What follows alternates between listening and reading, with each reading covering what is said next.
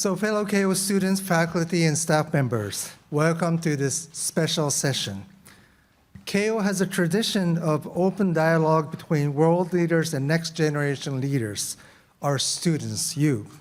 Most recently, we welcomed the NATO Secretary General, United Nations General Assembly President, the Korean President, and so many other opinion leaders from the world, because as their roles are historical importance. Today, we welcome Sam Altman of OpenAI, creator of ChatGPT, and on behalf of all Keio, I'm so grateful to Sam for accepting our invitation. Thank you so much for coming. Relations between Sam and Keio started in 2018 when we hosted the event entitled Y Combinator Meetup in Tokyo on this very campus. Back then, Sam was the CEO of Y Combinator. As many of you know, Y Combinator is an iconic technology startup accelerator that has contributed to the launch of more than 4,000 companies, including Airbnb, Amplitude, Coinbase, Dropbox, etc., in alphabetical order. So this is the second event in which Keio is hosting a company headed by Sam as CEO. So today we expect many questions from you students on the floor. The moderator of this dialogue will be Professor Kyoko Hirose Ohara of Keio University, who is an expert in linguistics and natural language processing. Before joining Keio, Kyoko was a member of the Japanese language processing group at the IBM Tokyo Research Laboratory. She received her PhD in linguistics from the University of California, Berkeley. So without further ado, let's welcome Sam and Kyoko to the stage.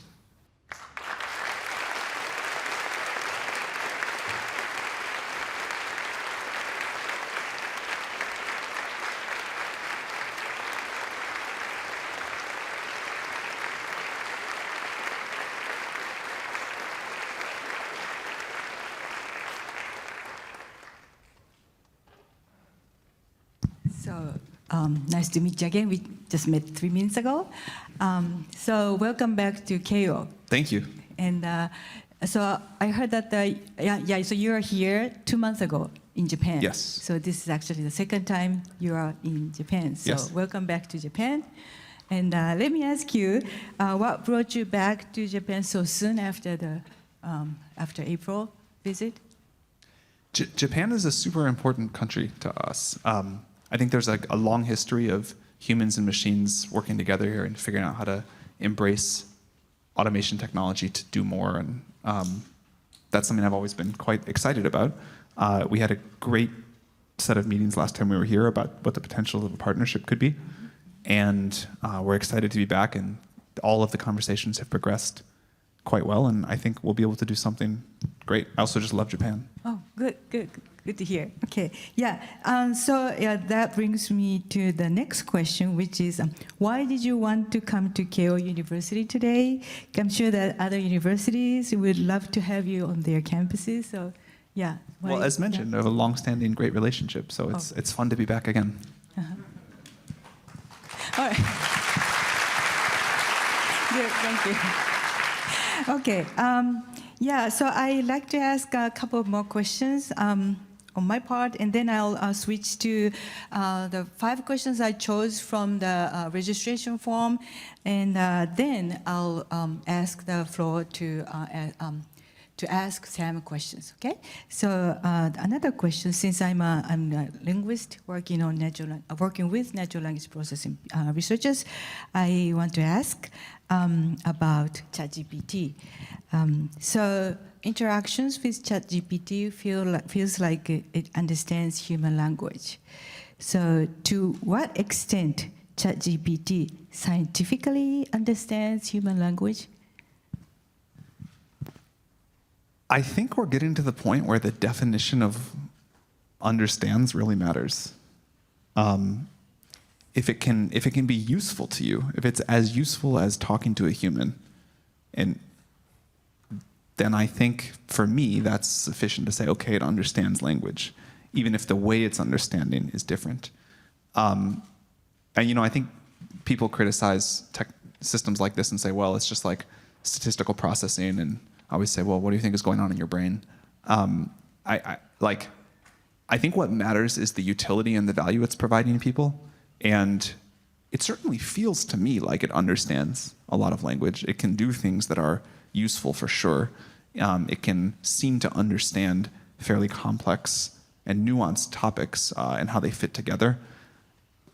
And I think at some point in the not distant future, it'll be able to generate really important new ideas. It'll be able to contribute back to the sort of sum total of human knowledge and scientific progress. And again, I think we can debate what it means to understand, but that's some pretty important threshold.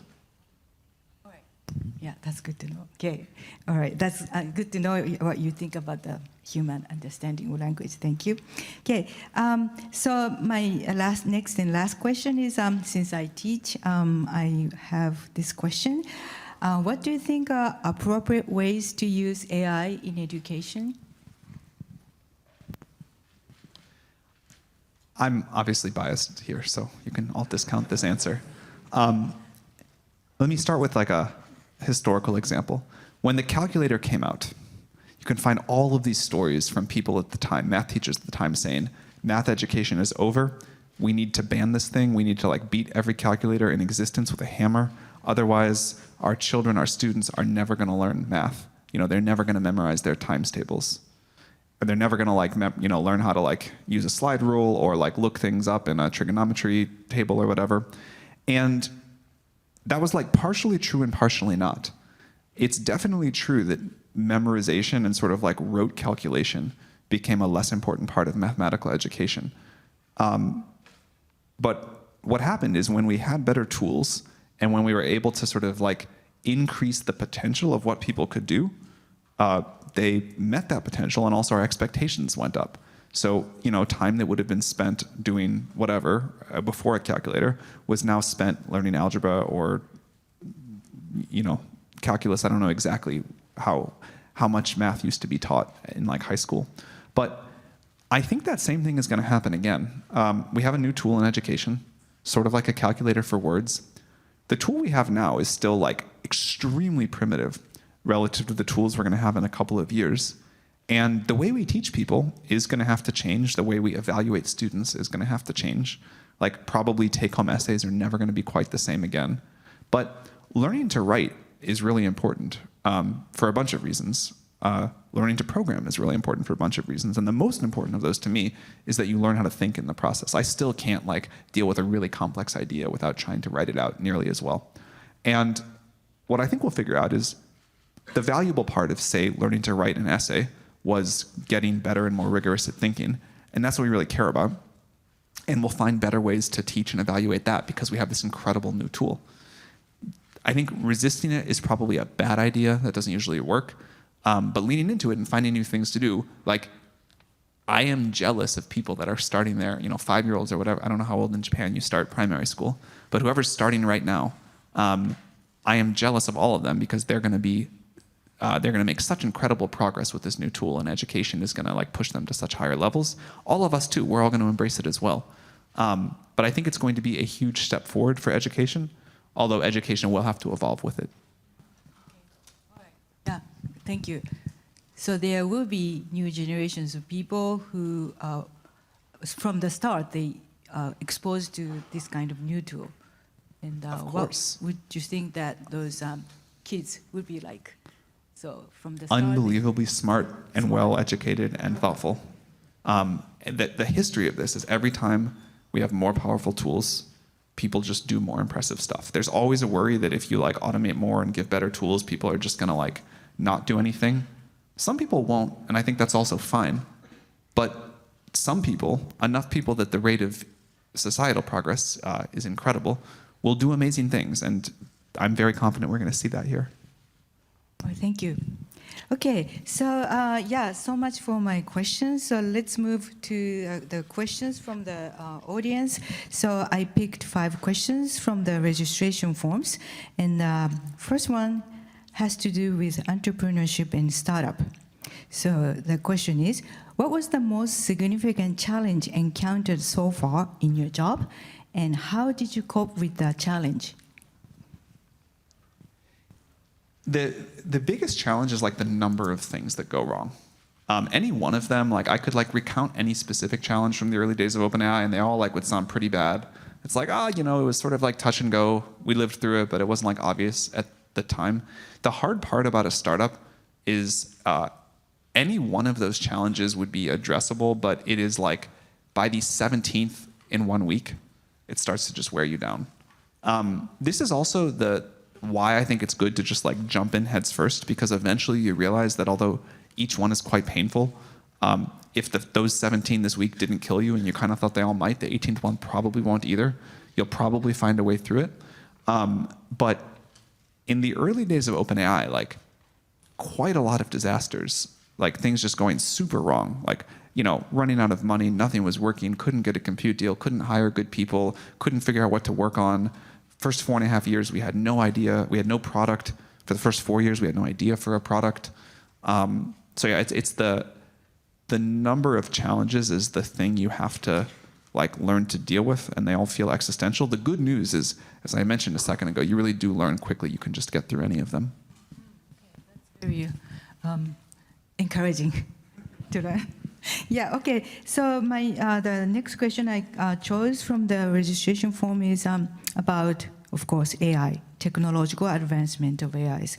What will advance the AI technology beyond the complexity of large language model? So first of all, I think large language models will go much further. I don't think we're like at the end of this paradigm yet. We'll keep pushing these. We'll add other modalities. So someday they'll do video, audio, images, text all together, and they'll get like much smarter over time. But the next paradigm that will come after that, I touched on this earlier, but I'm super excited, so I'd love to expand on it, is when these models can not only sort of mimic what humans would do and put together existing ideas in new ways and do everything people like GPT-4 for, but really help generate fundamental new ideas. And so I think what's next for us, in addition to continuing to push on the GPT paradigm, is figuring out how we go beyond that and how we get these models to go discover new knowledge, cure diseases, figure out how to address the environmental crisis, solve all of physics, whatever you can imagine there. I think that is going to make these current models look like this sort of silly little toy and side note in history. Of course, they'll still be useful, but if you really think what it's like if these models can generate new scientific advances, I believe that is the only sustainable, fundamental way that the world gets better and that we get growth over time. And if we think about a world where we don't just have the rate of that we've had in the past, but maybe in 1 year or 5 years, as much as we've had in the past 500, that's quite exciting. Thank you. So I'd like to move on to a question related to social aspects of AI. What do you think about legal or ethical risks of AI, such as copyright and privacy issues? So with any tool that's like sufficiently powerful, you have incredible upside, and then you have serious risks you have to manage. And the upsides of the tool are probably obvious, but in addition to science, what this is going to do for education, healthcare, productivity, and the ability to sort of like do more jobs, especially in a societies in a world that can just use more work, that's all tremendous. There are definitely big challenges. Copyright is one of them. And I don't think I can sit here and tell you like we're very confident in our fair use position, which we are. I think legal systems will have to evolve. And more than that, I think we need to get to a world where everybody kind of wins in the new revolution. So this is going to like reshape all of society. If you are creating the content that is helping these models be smarter, if you're teaching them how to do these new things, or if people are using them in your style, if you're an artist and people are using an image generator to generate art in your style, you've got to benefit from that somehow.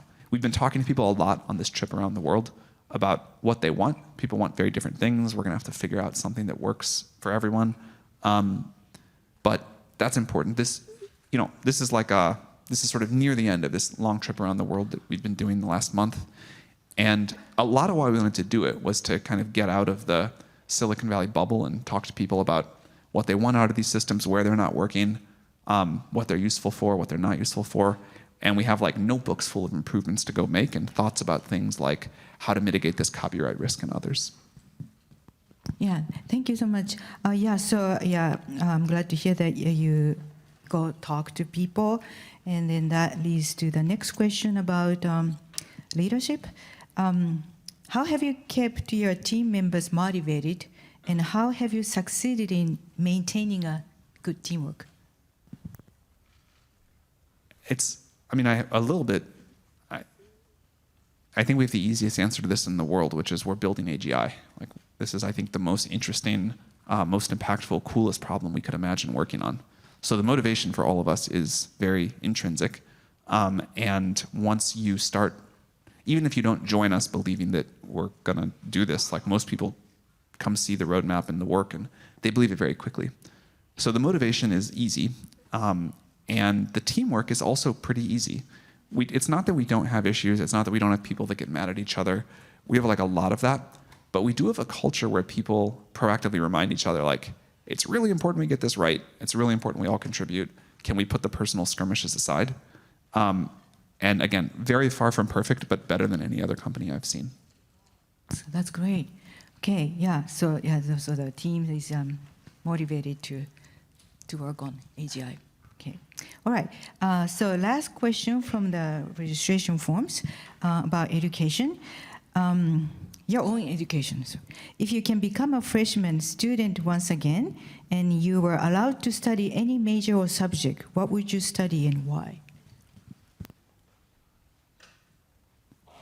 I think we're probably about to enter like the greatest golden age of economic growth and technological progress, at least since the start of the internet. I was like a kid then, so I don't really remember it, but from everything I can tell, it was just an unbelievably fun and wild time, and maybe ever. So in some sense, it doesn't matter what you study because this is going to touch every industry. I would personally pick like science or technology because I think it's like the best framework to learn how to think. The skills but other people might think differently, and that's fine too. The skills that will matter are like creativity, adaptability, resilience, learning to like change with the world very quickly because the rate of change is going to be so high, and then like figuring out what to do. In a world where computers can do anything, the skill of figuring out what to do, what other people want, what'll be useful, and you can learn that in like any major. I think that's what I would do. And also I would just I'd stay very close to the tools, and I would be willing to like change my life's plan at a moment notice. Yeah, very suggestive. Thank you so much. From now on, I like to solicit questions from the floor, and I would like to remind everybody to ask Sam questions in English, okay? And then each question should preferably be less than 30 seconds, right? And definitely less than 1 minute, okay? Please limit yourselves to only one question, one person. And do not state any of your personal information, such as your name, affiliations, etc., for we may make today's video recording public, right? Okay, so please raise hand if you have questions. Wow. All right, so there are 3 or 4 microphones, so please give microphone to 3 people. So please stand up and ask a question. First person, okay? Hi, Mr. Altman. It's really an honor for me to ask you a question now. So let me quick. So, like Steve Jobs, like as CEO of Apple, he did not allow his children to have like iPhone or like Apple product. So, as the CEO for OpenAI, would you do like something similar to yourself or your family? I'd like to hold myself to the bar of building products I'd be delighted for my kids to use. Okay, thank you.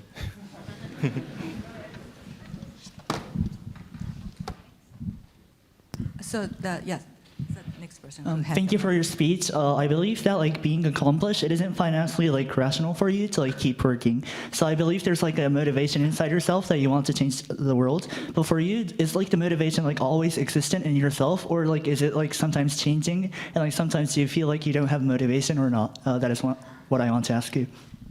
Yeah. Like anybody, I go through long periods of no motivation. They unfortunately Really? come at the most inconvenient times. But I don't think anyone is motivated like to work super hard all the time. We all go through like ups and downs over the course of a career. I've taken like long periods of time off twice. And at the beginning of both of those, I basically like slept till noon and played video games all day until I like caught up on, rest or whatever. But I find that I can be very motivated working on things that I care about, that I find interesting, that I think are important. And I have like almost no motivation to do stuff that it doesn't fit that way. So I have this like long list of things that I feel like I should do that at this point I've accepted are just never going to get done. And that's fine with me. But I think like everybody talks about the periods where they feel super motivated, and it's totally normal to have periods where you just like don't feel motivated at all. Picking the right project, I think, is like the secret to, and being around the right people is like the secret to motivation. And I also have found that if I'm feeling unmotivated, it's often because those things are wrong. So like I loved being an investor for a long time. And when I was like done being an investor, it was very clear. It was just like such an effort to do it all the time. But I think I'm like not wired to just sit on a beach all day. I got to do something, and like can't think of anything I'd rather work on than this. So I feel like very grateful to get to do it. Yeah, that's a good advice to many of you, I think. Okay, the third person who has the microphone.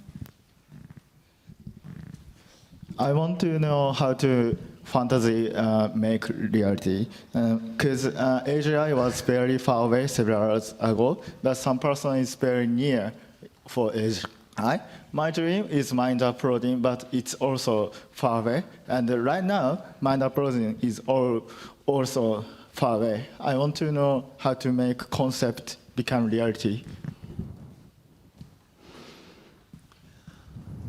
I think you just have to like go work on it and realize that you'll be misunderstood for a long time, and that you'll kind of sound very crazy for a long time.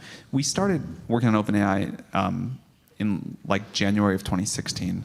I think we announced it before, like in December of 2015. And at the time, like people were like, AGI is 100 years away, if ever, probably never. And that was like sort of demotivating, but we kind of just like stuck with it because we believed it was important, and we knew it wasn't prevented by the laws of physics. And so we decided we were just gonna like keep working on it, even if we failed. We thought that like it was very likely we'd fail, but if we succeeded, we knew it would be a big deal. And I think the same thing if you start a mind uploading company now. You're likely to fail, but if you succeed, it's gonna be a big deal.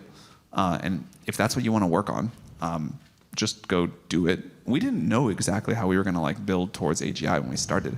Like our ideas were like a robot that could do a Rubik's Cube and playing video games. Like we had no idea about language models, but we knew kind of where we wanted to go. We knew where we wanted to get to, and we had a pretty miraculous attack vector, which is that we had an algorithm that could learn, truly learn, and it got better at scale. At the time, we didn't know that it got predictably better at scale. I think that's like one of the most important scientific results of the last decade, but it does. But that like gave us an attack vector. It was like a problem that we knew was solvable and important, and we had this attack vector, and that was like enough to get going. And if you can find the same thing for mind uploading, that's what you want to work on, then go for it. Next. Good afternoon, Mr. Altman. So I listened to your speech at the American Congress, and you said something along the lines of, if AI does go wrong, it can go terribly wrong. Something along these lines, if I'm not mistaken. And so my question is, as one of the founders of maybe the platform which, let's say, revolutionized AI, but made AI known to the world, how responsible do you feel if AI does go wrong? how responsible do you feel for it? If it does go wrong, how responsible do you feel for this, let's say, outcome? Yeah, I mean, it depends a little bit on how, but we'll feel very responsible no matter how it goes wrong. If somebody else builds it and doesn't follow our safety stuff, we'll still feel like we should have done more to get something good built faster. And if we make a mistake ourselves, we'll feel super bad. So I think that one of the things, so we'll feel super responsible no matter how it goes wrong, but there are degrees depending on like what our role in that is. We've certainly been proud of the ways we've been able to push it towards a better path. I think this language model trajectory the world is on now is it's inherently easier to manage, safer trajectory than if we were sort of had all these RL agents playing games in these sort of inscrutable ways. And I think our current alignment contributions have been good, but we have like much further to go, and there's much more research we need. We realize we'll only be one player of many here, but we're going to work as hard as we can to make sure we have a positive impact and the industry goes as well as possible overall. And we will need the cooperation of a lot of places. One of the reasons for this trip was to get to talk to leaders around the world about what we think needs to happen globally. I came into the trip very, I don't know about pessimistic, but skeptical that it was going to be possible in the short term to get global cooperation that would meaningfully reduce existential risk. I now am wrapping up the trip feeling quite optimistic we can get it done. So that's like a hugely positive development. Thank you. That's good to hear. Thank you. Okay, next. Oh, hello. Thank you very much for this opportunity. I just wanted to ask a quick question about right now the image that I have is it's like Jarvis. You want it to become like Jarvis, like Iron Man, where it helps like Tony Stark and stuff finding new elements and stuff like that. But what if AI becomes so advanced that we do not for example, DeepL had its newly last week or something where it found a new search algorithm. What if it becomes so advanced? Will it become like the Ramanujan journal where we're gonna have to do research upon what the AI produces? That's for sure. We will have to have some, as these systems become very powerful, we will have to have some way to understand how they're working and have these systems help us evaluate their output. Part of our plan for how we assure alignment of very advanced systems is to use systems that are at a level we can understand to help us understand the output of more advanced systems. But I think we are heading towards a world like that pretty soon.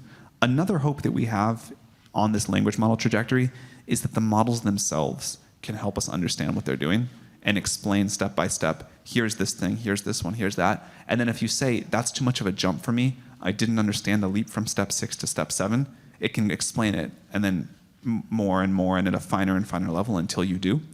But I think there's basically, given the trajectory we expect these models to follow, I think there's basically no way we'll be able to understand them without using them to help us do that. So yeah, we're going to have to. So you actually have some ideas about how to go about it? It's a huge focus of our research, yeah. Mm-hmm. Okay. Thank you very much. Thank you.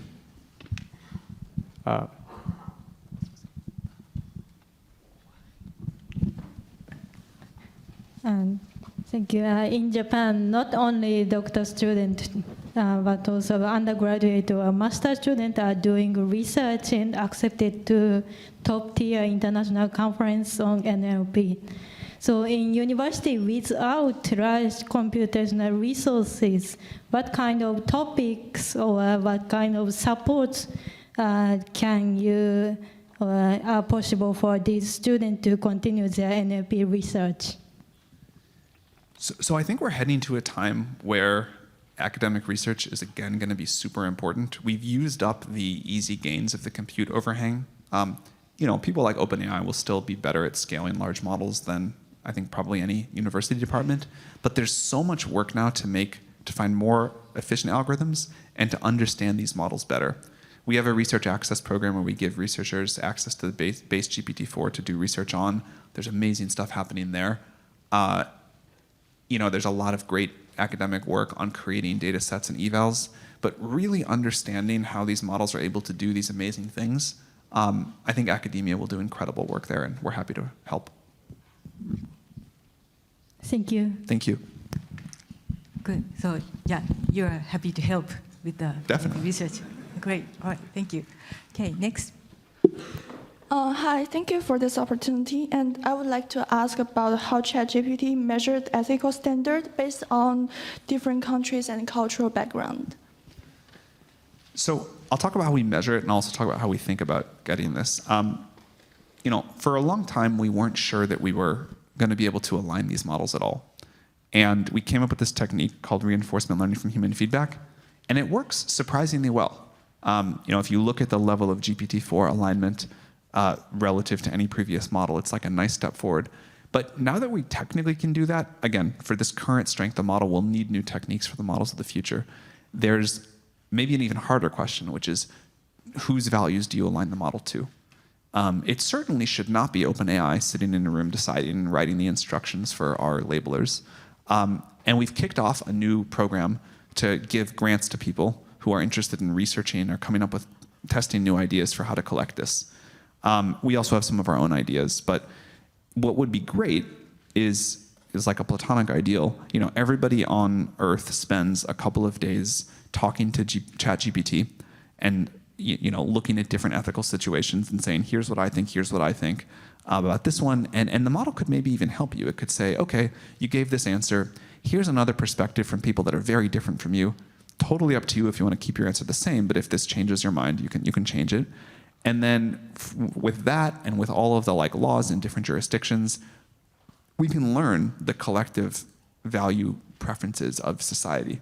You can't write it down probably, but I think you could learn it. And there are a lot of different ways that could work. And you can imagine that setting both the broad bounds of what a system should ever do and not do, and also maybe what the defaults are. And then within that, in different countries or for individual users, you can change it a lot. And I think that's kind of the world we're heading towards. No two people will ever agree that a model is unbiased. No two people will ever agree on exactly the same value function of the world. But people can agree on some limits, as we do in societies all over the place, and then customize it to what they want.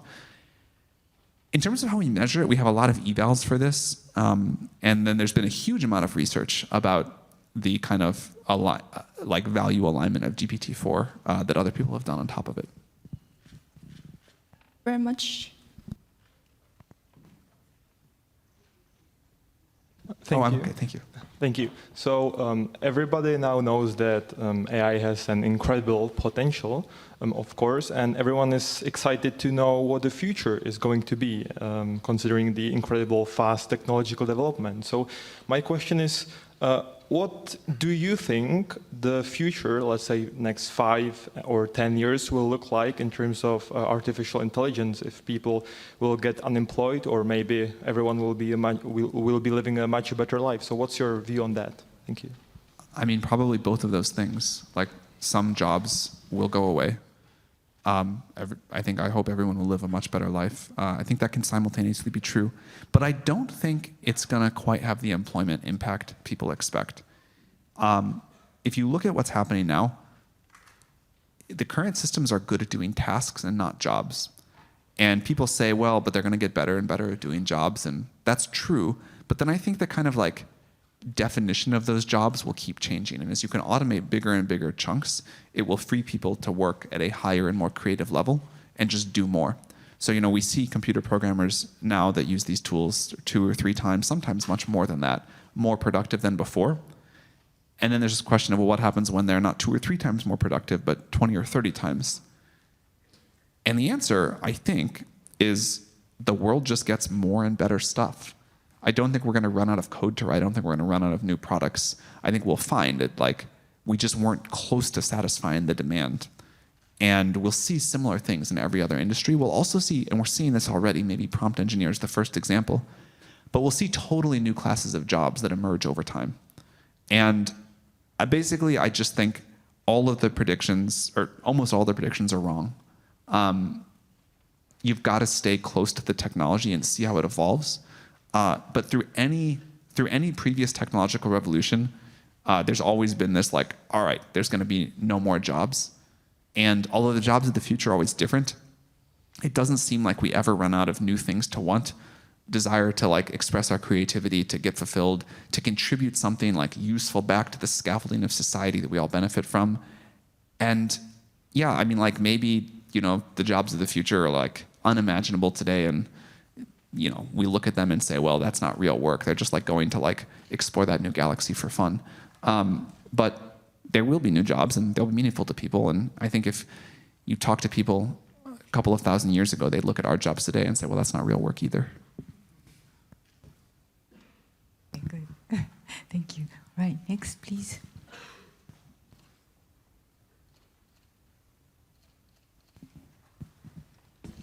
Thank you so much. I think AI is reshaping our society, and as you said, like some jobs is going away. And I think you can tell, like people sitting here are people with privilege, so maybe we can survive easily during this time. I hope so. But how about like poor people in like low-income countries? How can we do something for them? That's my question. Thank you. Two things. Number one, I think this technology revolution will elevate everyone, but it'll help poor people the most. If you think about what it would really mean if we can drive the cost of cognitive labor and cognitive services down, down, down. If you think about like great medical care, that may be like pretty unaffordable to poor people around the world right now. If we can make great medical advice close to free, that helps poor people more than rich people, even though that helps. Similarly with education. You know, rich people can afford a good education today. If we can now make a better education than anyone on the earth can get available at almost free, that will help poor people more than rich people. So I think the shape of this particular technology, like many other technologies, like I think iPhones have done a lot to equalize the world, will be an equalizing force. However, the second point, you bring up a good point about like job shifts, and again, it's not totally clear how that's going to work. If you asked experts from 5 or 10 years ago, they would have said this coming automation is really going to be bad for people that work like traditionally lower paid jobs. First, it's going to come for physical labor, then the sort of low end of cognitive labor, then the medium, then the high end, like a computer programmer, maybe, maybe not, and then maybe way in the future, but probably never, because there's like some human magic to it, creativity.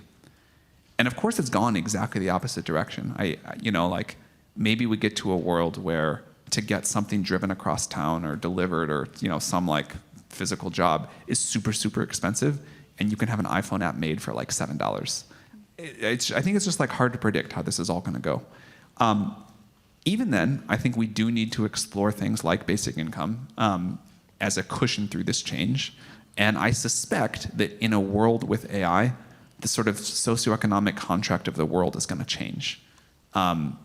I think if capitalism continues exactly the same way it's been, there probably would be like too much leverage on capital relative to labor. So I think we'll need to do something, but the contours of this are that I think it should help poor people relatively more than rich people. Thank you so much. Hi. So I've been hearing a lot of fear that the development of people using sort of text generation, image generation, and video generation will make it harder to establish what's the truth and then what's disinformation or just misinformation online. Do you think there's any way that we can mitigate that risk? I mean, first of all, I'd say we're in bad shape already. Like, we should try not to make it worse, but I think we should also be asking how we can make it better. Like, what can this technology do to make it better? And I think there's like a bunch of things there. But since that's not what you asked, I think there's a lot of ideas we can try. So, people are working on watermarking and detectors, and that can help somewhat. And you can imagine the sort of like browsers or phones or like social sites implementing checks on these things. I think we as a society can adapt that. I think we can also just learn, and this happened after Photoshop was released apparently. Like, there were a few months or years maybe even where like everyone was falling for hoaxes. And then very quickly it was understood, like it could be photoshopped, you can no longer trust it. And so I think we can adapt again. But the thing that I think will be different is not any static piece of media, but the interactivity that these models are capable of and the kind of customized one-on-one interactive persuasion. So maybe we can all agree that we're just never going to trust a video again. But if we're chatting with someone and we think it's a real person, maybe we even think it's a friend of ours, I think there's going to be like some psychological hacking there that's possible that we're not fully ready for. And I don't know quite how that's going to go and how hard that's going to be adapted to or not. And I think, some regulation and norms around that as we begin to understand it is probably helpful. On the static generated content, I think we kind of already know how to adapt to that, and we're already flooded with misinformation anyway. We should definitely require companies to not only not make it worse, but try to make it better. But I somehow think that's an easier challenge than this totally new thing that's coming. Thank you.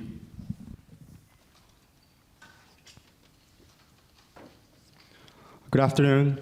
To work in a company in the Silicon Valley in the future, what kind of skills would be required to attain, for example, the skill to utilize the AI and create new stuff, or to create another system, another AI system like the ChatGPT? A lot. I think being good at programming and being good at like figuring out how to think about complex systems is always helpful. I think you want a combination of very broad knowledge where you can like take a holistic view of an entire problem and specific knowledge in a few areas. So figuring out how to like get that broad base and then where to go deep is important. A lot of practice using the tools, like deep familiarity with what's possible, what's coming, how to use it, getting better and better at each generation. That may be like the most valuable skill of the next decade. And I think anyone can start working on that now. That'll only get more important over time. If you want to work like on training GPT-5 or whatever, like distributed systems and being good at ML research are probably the two biggest areas. But like we've had great success with people from all sorts of backgrounds. Like many people came to OpenAI as like a physicist or a math major with no work in programming or ML at all and learned it quickly. But those, yeah, I think that's what I would say in general. Like definitely like a rigorous analytical background is helpful for the work we do. But within that, it can come from a lot of areas. And you should apply. I hope to see you. Thank you. Good. Very encouraging. Okay. Next, please. Thank you for your valuable thought. And I think you made a lot of big decisions. And what is the important thing when you make decision? What's important about making a decision? What's the important thing when making decisions?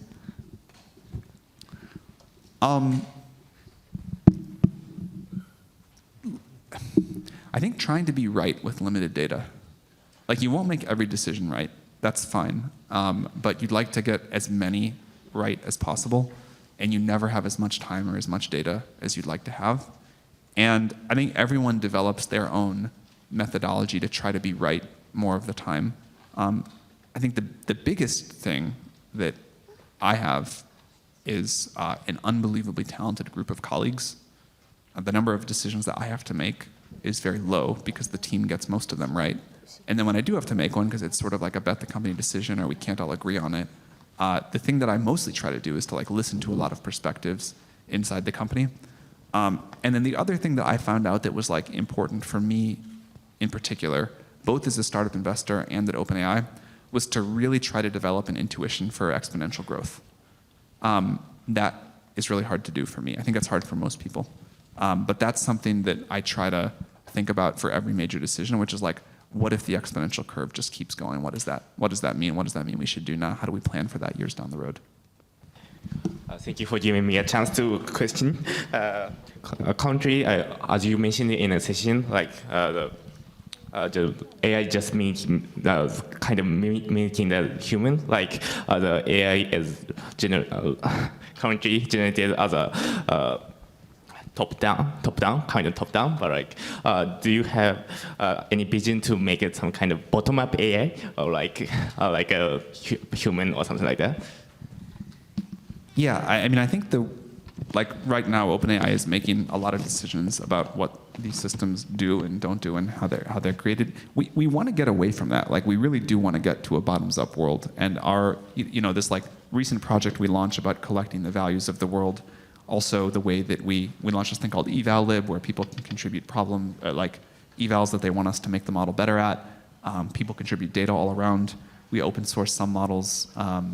We put research out. Like we really think it's important that this is a bottoms up thing. Part of the reason that we deploy it all is like we think this will be the biggest technological revolution that humanity has yet gone through, and getting people to think about it, get a feel for it, see the upsides and the downsides, contribute to it, that's like quite critical. So we're like committed to continue to work at more and more in a bottoms up sort of way. Thank you. Thank you. Bottom up, okay. Next, please. Hello, it's been a great honor to meet you today, and thank you very much for your wonderful insight. I have a question about GPT. And like you mentioned, GPT has both ups and downs, which I see nothing unusual there. But I think the biggest catch there is the more people consider for the downside, the slower the development speed would be, whereas the less consideration would be faster, but higher in risks. So I think there's balance there is quite essential in the future. And in the recent Japanese article that I read, I believe you mentioned something about reducing the risks. So as a GPT lover myself, I was wondering, to what extent do you envision to reducing the risk in GPT? Yeah, it's a great question.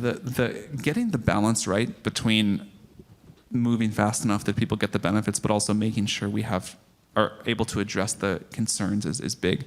I think the best way to do that is with good safety systems engineering practice, and we'll develop as we go, and other people in the industry will too, what we want in place before we release a model. So we've suggested like a licensing framework for the super powerful models of the future, and also like safety tests, dangerous capability evals that you have to pass during training and before you deploy.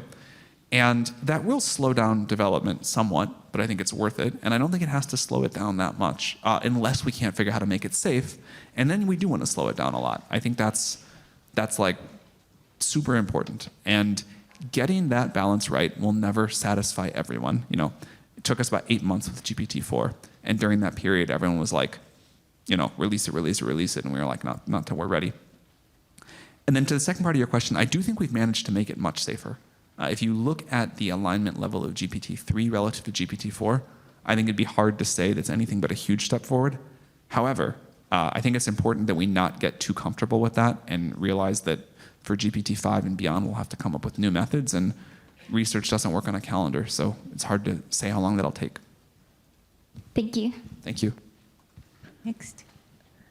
Hi. Can you specifically tell me what is the definition of the omnipotent AI, also, as AGI, that you were talking about?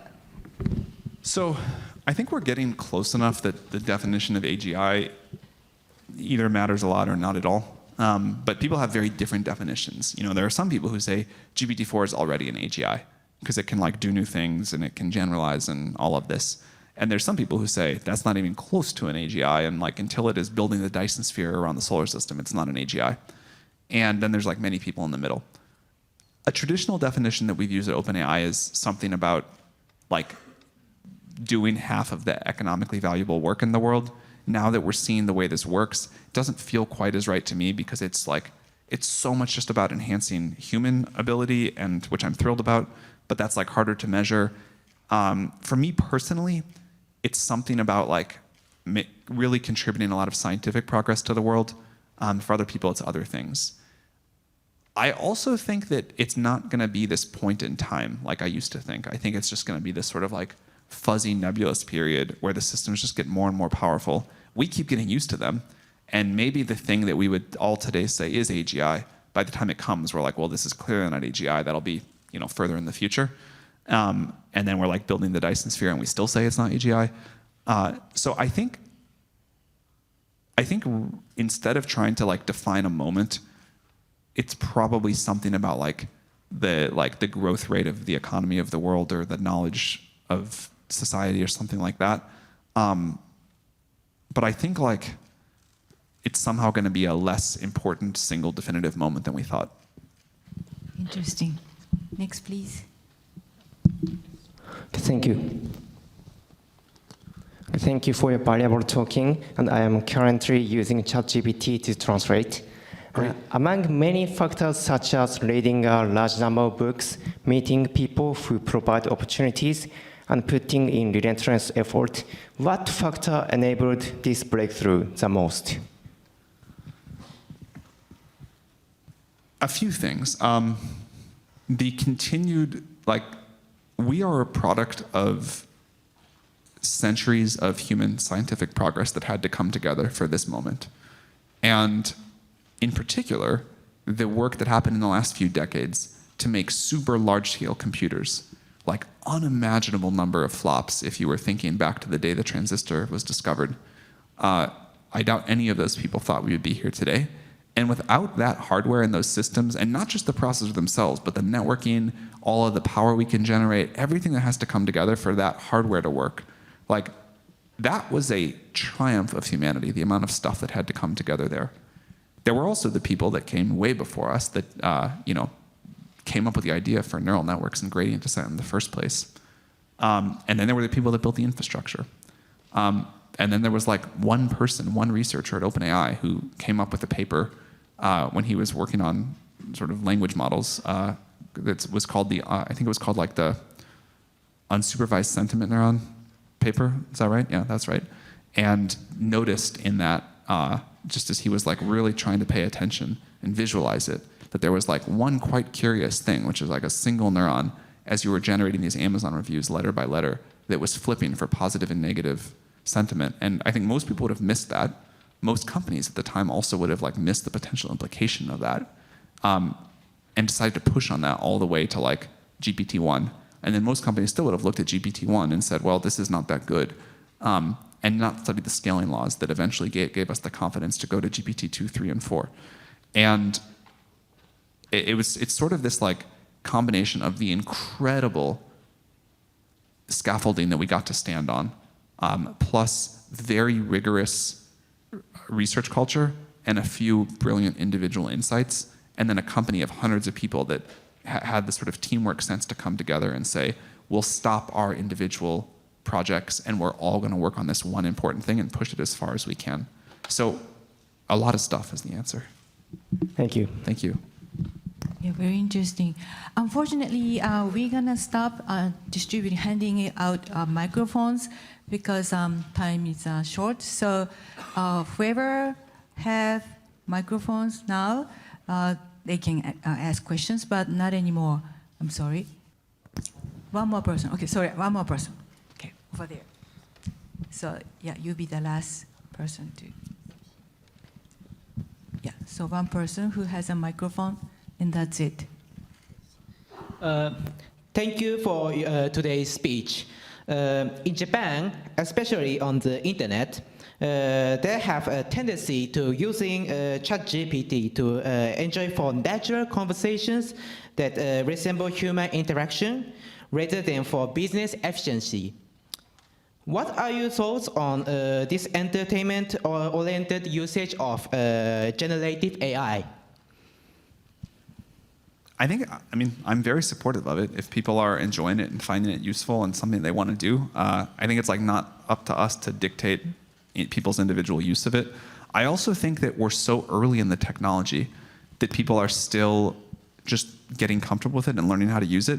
And people who are conversing with it, having fun with it, are also learning how to use it and will apply it to business and productivity later. But I think that's all great. So we're happy with it. Maybe I could, if that's the last question, I can just talk for 1 minute. That reminded me of something. I think you all are of the perfect age to really benefit from this incredible revolution that's just been kicked off. These don't come along very often. Most people don't get to start off their careers with such an up elevator.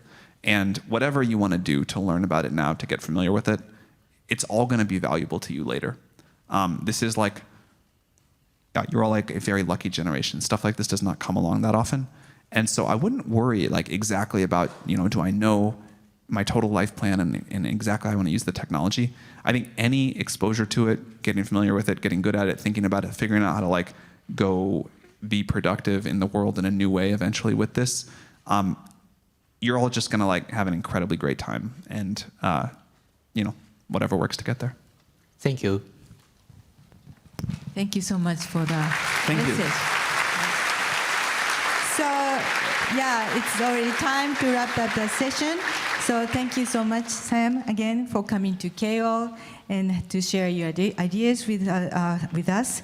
Let's give a, yeah, we already did, but let's give another big applause to Sam. Thank you all very much.